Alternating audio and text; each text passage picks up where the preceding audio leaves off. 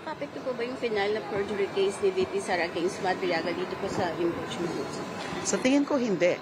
Kasi alam mo, ang tingin ko dyan ay kinakabahan na yung kampo ni VP Sara. Alam nyo, kasi yung magiging testimonya ni Mr. Madriaga, yung sa kanyang affidavit, ay isa sa pinakamahalaga at matibay na nakadagdag na ebidensya dun sa mga existing ng evidence nung dating na-impeach siya in 2024. So, kinakabahan na siguro. Yan ang tingin ko, yung kampo ni VP Sara. Nung noon, hindi nila pinapansin. Tapos, biglang kinasuhan na nila. And meron din ako nakita na parang kino-compare doon kina Matobato tsaka Las Cañas. Well, tama po na i-compare kina Matobato at Las Cañas. Pareho po sila. Lahat po sila nagsasabi ng totoo. So, sila ho ay mga tinatawag na mga insiders. Insiders sila Edgar Matobato and Arturo Las Cañas doon sa DDS killings, saka iba pang mga EJKs attributed to the Duterte regime. Ito naman ay insider doon sa mga pinaggagawa ni VP Sara doon tungkol sa confidential funds. Are you certain na even without the Madriaga statement, the impeachment complaint will stand alone? We are confident. We are confident. Kasi nga yung mga tungkol sa confidential funds, tungkol especially doon sa admission to assassinate, a plot to assassinate the President, the First Lady, and the former Speaker of the House. Yun po para sa akin, malakas yun. Lalo nang nandyan yung video na nakita natin lahat. So that's a very strong evidence. And that is definitely a ground for impeachment. Kasi other high crime yan eh.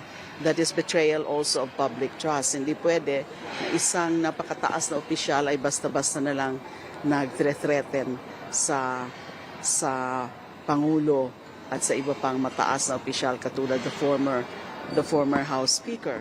Tsaka yung video na yan, na-authenticate na yan ng NBI. And kaya nga na-filean na si VP Sara ng grave threats and inciting to sedition. So para sa akin, isa yan sa pinakamalakas, yung ground na yan. There's a common ground for both the third and the fourth complaints.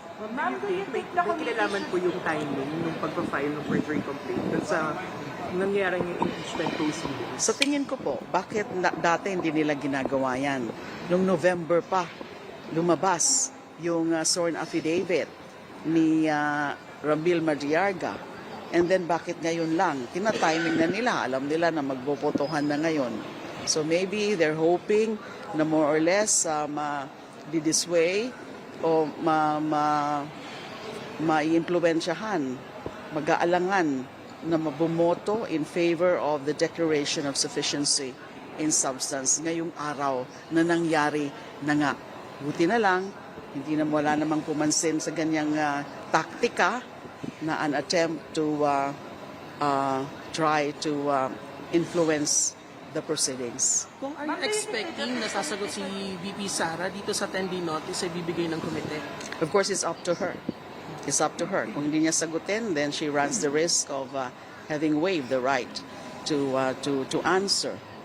But so, decision po niya yan. I'm sure she will be consulting the her lawyers, if she has not done so by now. Ma'am, should the Justice Committee subpoena the bank records of the Vice President? Oh yes, dapat. Kasi kasama yan sa allegations. It shows the accumulation of wealth, of unexplained wealth, grossly disproportionate to kanyang mga linagay sa kanyang SALNs. Kaya nga ang talagang gagawin is that ipapasabpina yung SALNs mula pa nung siya ay mayor and vice mayor of Davao City and then all the way to kanyang current incumbency as vice president. So, ganun din sa bank records para makita yung unexplained wealth na may meron na pong mga ibang mga pinakita dyan. Si former Senator Sonny Trillanes, so naging hearing noon sa Quadcom. So susundan lang po yun. Now we can actually, and the committee would be well within its powers to direct the submission of the bank records. An impeachment proceeding, a committee of the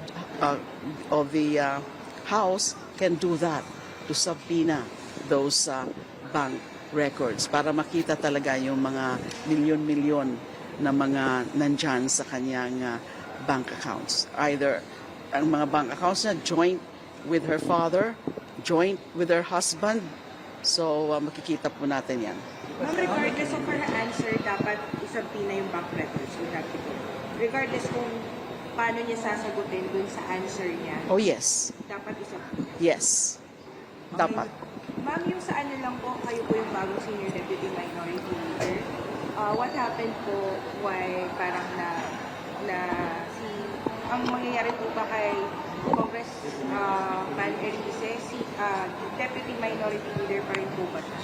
Well, Bilang senior? hindi ko po alam if he is a deputy or he would be a deputy minority now that he has been replaced as senior deputy minority leader. At gusto ko rin pong linawin na actually na heads up ako nung umaga, yesterday morning, nung tungkol dyan nga sa papalitan na si Congressman Erice as senior deputy minority leader. So that was in the morning. So na heads up ako na mangyayari nga daw yon na in the afternoon ay i-erase na yan ni minority leader. So that means that's before the yung nangyari kahapon sa hearings ng Committee on Suffrage and Electoral Reforms tungkol sa anti-political dynasty bill. Yung remarks niya against Marcos prompted that move to replace him. Well, as I said, yung na-heads up nga po ako nung umaga pa lang na ganun nga ang magiging hakbang ni Minority Leader during yesterday during the session. And Congressman Erice uttered those remarks about the President in the course of the hearing ng electoral reforms and suffrage. So, since may dati ng plano na i-move na about the replacement in the afternoon, so hindi yan ang pwedeng sabihin natin na proximate cause of the action in replacing him as senior deputy minority leader. So, Thank you you. were not told of the reason, ma'am? No, it was not really clear to me, although I understand nung na-move na po ni minority leader and it was adopted on the floor about the replacement, about me replacing Congressman Erice. So tinanong ko po ulit si the minority leader, na sabi niya kasi gusto nila na a senior deputy minority leader ay yung isang tututok sa proceedings, sa session, na mas makakasubaybay sa mga nangyayari sa proceedings.